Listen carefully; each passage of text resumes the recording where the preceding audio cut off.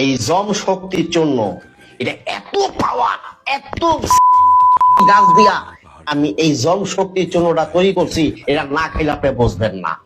আদম সন্তান হইয়া যদি বেটাটা নারীর বুকে যদি ঠিক মতো তুমি চাবুক না চালাইতে পারো, তাহলে তুমি কিসের বেটা? তুমি তো হেডা হয়ে গেছো। এই দুনিয়াতে পুরুষ বলিয়া তুমি আর কোনোদিন দাবি করিও না। যদি একটা নারীর বুকে যদি ঠিক মতন তুমি যদি অস্ত্র না চালাইতে পারো, তুমি ঠিক মতন অস্ত্র চালাইতে চাও, গুল্লি যদি ঠিক মতন টিপে টিপে বাইর করতে চাও, যদি টিউব দিয়ে যদি হাওয়াটারে ফলাইতে চাও, তুমি সেবন করবা জম শক্তির চূর্ণ। এই জম শক্তির চূর্ণ খাবার পরে তোমার থেকে 10 ইঞ্চি লাম্ব হইব, 4 থেকে 5 ইঞ্চি লম্বা মোটা রডের মতো শক্ত, কঞ্চির মতন টাইট। মায়া লোকে পাশে বইয়া হারারে ধরিয়া টিপো চাপো, এটা মুখে নিয়ে চুইব। কোথার কসম একটা পোড়া এই পুরুষের মাথায় আইব না। আমি হাকিম মোহাম্মদ নবীর হোসেন এই কবি জীবনে কি দেখছেন, কি খাইছেন, খাইতে খাইতে আপনি ঠাকুর হয়ে গেছেন। বিশ্বাস করেন না?